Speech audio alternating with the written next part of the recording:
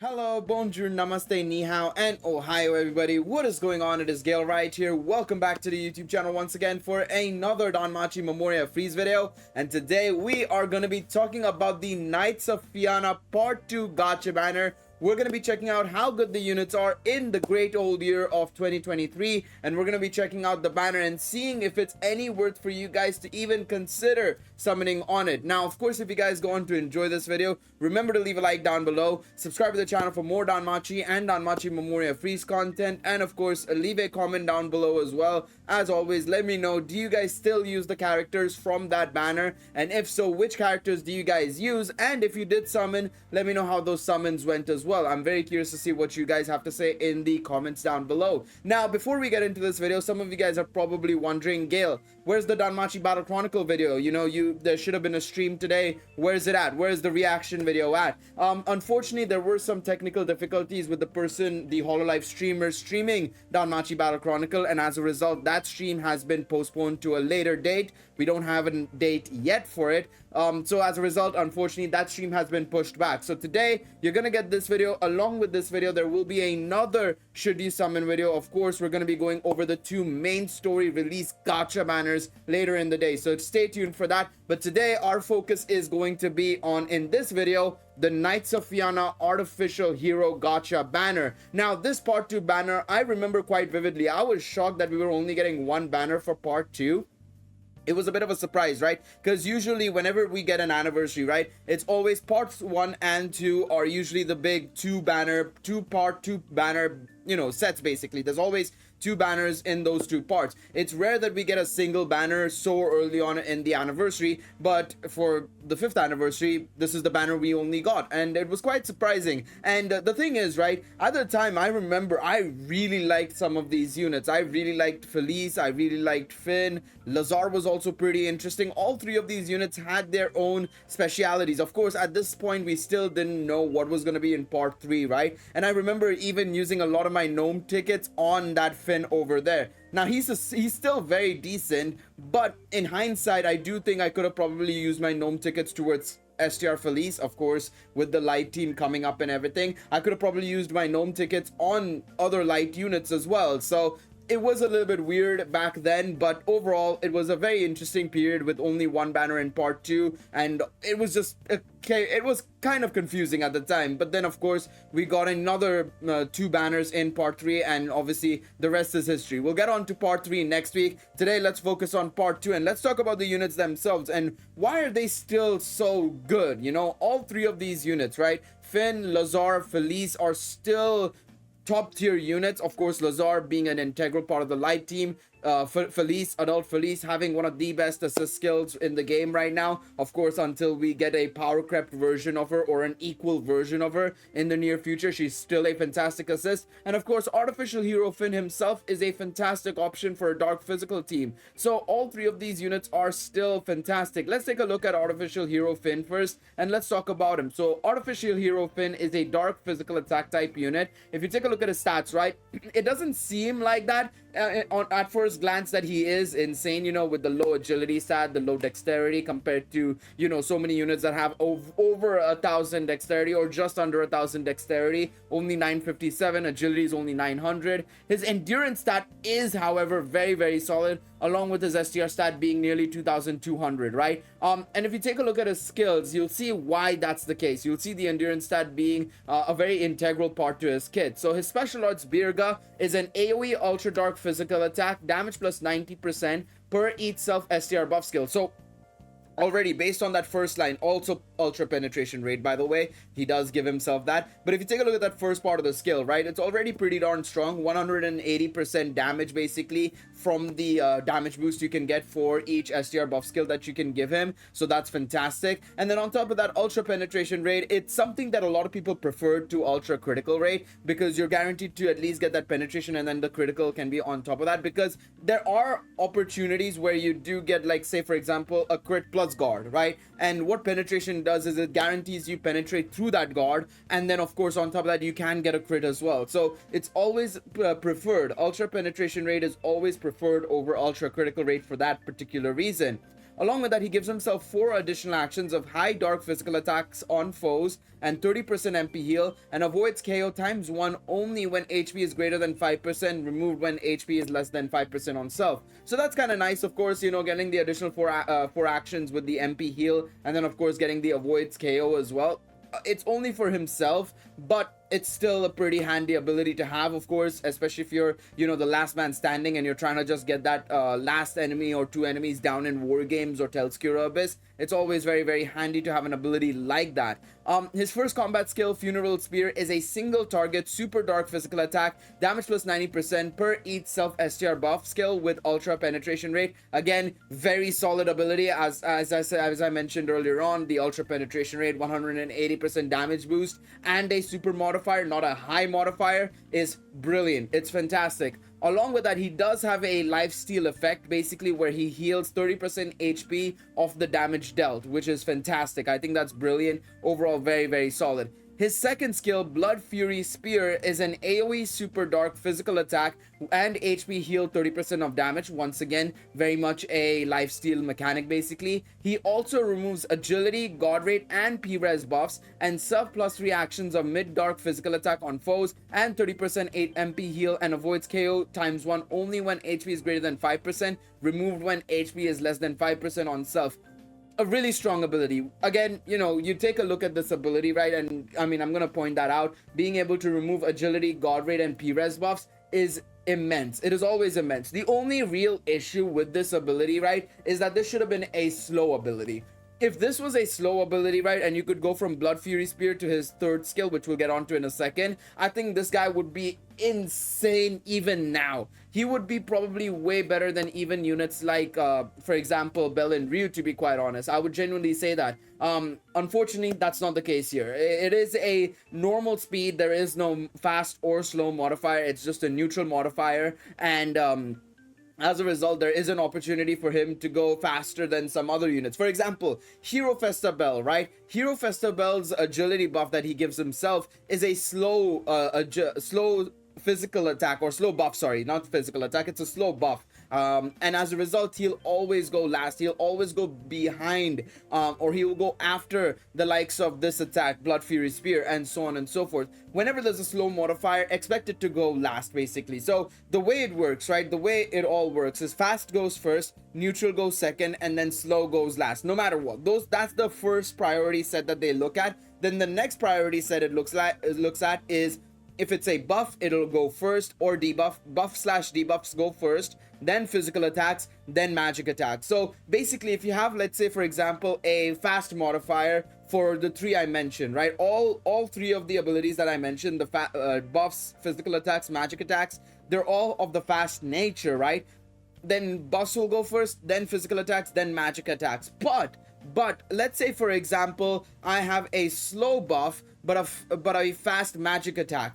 The magic attack will go first, and then the slow buff goes next. And if, let's say, it's a neutral magic attack and a slow buff, the neutral magic attack will go first, and then the slow buff happens. So it's a little bit weird in that regards, where the modifiers are very, very important. Then comes the type of attack it is, or type of ability that you're using, or type of skill that you're using comes next. Basically, that's what happens effectively. So that's something to bear in mind. Again, very solid ability. It's just that that's the only reason why he cannot be of the same level as a Bell and Ryu, because it's going to go after, or before, I should say, it's going to go before the likes of some other units, right? So that's something to bear in mind. Now let's take a look at the third skill, Insanus Floor. Self 60% HP heal and 60% HP regen, and STR dexterity, P-res, and M-res plus 60%, and dark attack damage and penetration rate plus 100% for 5 turns, and foes remove fire, water, thunder, earth, wind, and light attack damage buffs. Really nice ability. I mean,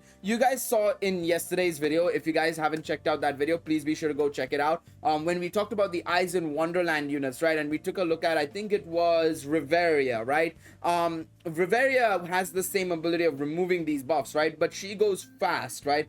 I think her modifier is fast as well, and it's a first skill that you'll use. Whereas in this case, what you want to ideally do with this Finn, right, is you want to go from Blood Fury Spear into Insane's floor, basically. That's the idea with this fin. And the fact of the matter is, because you're going second, right, and because you're applying this ability in the second turn, I should say, and you're gonna go first because it is a buff ability, right, and a debuff ability. It's not an attack. It's not a physical or magic attack. It means it'll go first no matter what. It just doesn't have a fast modifier.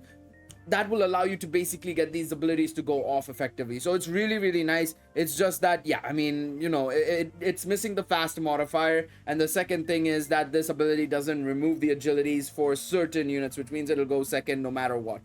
Unfortunate, but that's just the way the cookie crumbles with this fin. Let's take a look at the passives quickly before we get into anything else. Again, very straightforward. P-res and M-res 25% is the key thing to look at, of course, right? It's why his endurance is so high, is because he gives himself all these abilities on the third skill. He's sort of like a sort of stall unit, basically. He's very much on the line of being a stall unit, effectively. High endurance stat, you know, the sort of KO avoid ability, along with the HP regen, the P-res, M-res that he's giving himself, the ability to remove all these elemental buffs. It's all in one, man. It's all in one. Now, let's take a look at Lazar. Light Lazar, of course, a unit that you guys have seen me use many times. I mean, you guys probably know what this guy does like the back of your hands if you've watched every single one of my Record Buster videos. But Gifted Sword Lazar Diamar is a light physical attack type unit, very similar to actually Finn in that regards. Very low dexterity, but a lot of endurance and a good amount of agility. Very solid unit in that regards. His special arts Knight's Oath Sword is an AoE ultralight physical attack with temporary great strength boost and ultra on guard rate, and removes STR and magic buffs, and allies removes STR and magic debuffs and light attack damage plus 100% and P-res and M-res plus 60% for 4 turns. I mean, insane. Insane ability there, in all honesty. Yes, I'm not the biggest fan of the temporary great strength boost, but the ability to remove STR and magic debuffs on allies is tremendous in case you are struggling with that in maybe war games or even in any sort of 7th zone, or you're facing an issue in like a Familiar Rush or Royale. That'll help a lot tremendously. Along with that, the removing of the opponent's STR and magic buffs helps a bit, especially if you're struggling with, you know, defeating a certain enemy and, you know, they're, you know, absolutely demolishing you because, you know, they've got STR and magic buffs on. You're not able to take that damage. Lazar helps a lot. Lazar will help a lot there. And then, of course, the support ability he can give with the light attack damage boost as well as the P-res, M-res. Fantastic option. Honestly, the special arts in itself is really good. The first combat skill, Keen Slash, is a single target super light physical attack, damage plus 90% per each self-heal buff skill. So you want to have a heal buff skill, and that means it's not an HP regen thing, by the way. It's not, they're not talking about the HP regen. They're talking about the heal rate. So if you see on the third skill, right, allies fast STR heal, light attack damage, P-res, M-res plus 40%. They're talking about that sort of buff, basically. So obviously you're gonna get 90% there. The only issue is that there's not many assist options that do the same thing, right? And it kind of, you're kind of gimping yourself a little bit if you decide to go for a heal assist, because there's not many options in that regards when it comes to a fluid PvE team having a heal assist. So that's the only issue with this guy, I guess, is like your maximum will probably only be 90%. You could try and get an assist that can give you that, but it's pretty rare, and it kind of leads to your team getting kind of screwed over a little bit as a result of that. Also, along with that, ultra on guard rate, and the main important thing that he does do here is allies 10% MP heal and ailment cure. Very nice ability. Overall, very solid, and something that a lot of people really like. That 10% MP heal, especially if you're using Fianna, who we know has a lot of issues when it comes to MP. She's a MP hungry unit. Having a unit like Lazar or Ninetail Manifestation Horihime for the light team is really nice, because you're able to avoid any of those MP issues very easily. Flash Leap, his second ability, is an AoE super light physical attack and self agility and guard rate plus 60% and damage received attack type all targets plus 60% for 4 turns, and plus 4 actions of mid light physical attack damage plus 40% per each self heal buff skill, and ultra on guard rate on foes and 40% HP heal on allies. very solid ability, and in fact quite a nice ability for game modes like War Games and Telskira Abyss. Of course, giving himself the agility and guard rate along with the damage reduction is really nice. It keeps him secure for a little bit. And then of course, if you aren't getting your agility stripped away, right, what you can do is go from Flash Leap into Militus Missio, which of course is really strong as well. Militus Missio, his third skill, is an allies fast STR heal, light attack damage, P-res and M-res plus 40% buff for 4 turns, and foes STR magic and penetration rate minus 40% for 1 turn. Very solid ability. Of course, the debuffs from Militus Missio is very nice to get, of course, on the enemy. It weakens their attack, and especially because he's most likely to go first on turn 2. Once he uses Flash Leap on turn 1, goes into turn 2. It's kind of nice. It is kind of nice because you're able to weaken the opponent's attacks on that turn, of course. If you are struggling, you know, you're trying to basically weaken the opponent and, you know, let your attacks go in as well in the event that for some reason some of your units are slowed or something, right? It allows you to get that little bit of protection before you launch your own attacks in that situation, right? So overall, very good ability. I really like this guy. He's still a great option for both PvE and PvP contents. Obviously less so in PvP now, but he's still used here and there. A lot of people still like using him, but of course, yeah, like I said, I think he's now definitely still a top tier unit for PvE contents for sure. His passives are a bit interesting. He does give himself 40% guard rate up here, which is very unique, and then of course 20% to critical and penetration rate damage is great. But yeah, the guard rate up is something that you don't see on a lot of units, and the fact that he gives himself that, of course, is very handy. It allows you to get that extra bit of survivability, especially if you feel like you need it, and you know, maybe, you know, certain units can't guard. This guy will guard because he's got that 40% guard rate up, which is very nice. Overall, Lazar is still a fantastic option, even though you may not see him being used as much as he used to be. You know, he's still a brilliant unit. He's still a fantastic unit to run. Now, Hidden Feelings Felice, Adult Felice, a unit that I personally really want to get, but I have to put my hands up and say I can't get her. You know, it's high time I start saving up for the anniversary. I say that as if I haven't been saving up for the anniversary, but what she does is so good. 632 STR to the base stat, which is fantastic. She's an STR assist for sure, and then on top of that, to double down on the STR assist allegations, she on her MLB assist skill gives all allies 25% STR and counter rate plus 15%. Frankly speaking, right, if I look at my Record Buster team, right, which I don't have right now, unfortunately, but I should have my Familiar Rush team or one of those. Okay, maybe wait, what happened? Oh yeah, no, I had to transfer my account from the BlueStacks back to my mobile because BlueStacks was also facing some issues, but it's fine on mobile now. I know a lot of people probably were wondering, did I ever transfer it back to my mobile? Yes, I did. I mean, based on the cord issues I've been having over the last couple of days, I have been doing that. But one of the things that I am missing from my Record Buster team and my generally my Familiar Rush team is, of course, Argonaut. I'm using Erebus instead. Argonaut is still probably that slightly better unit to run instead of Erebus, of course. Erebus is also very good. Both of them give the same amount of light res down, but generally speaking, I feel like a lot more people prefer Argonaut because, of course, the counter damage you can get an extra 2 counters off, right? Of course, right?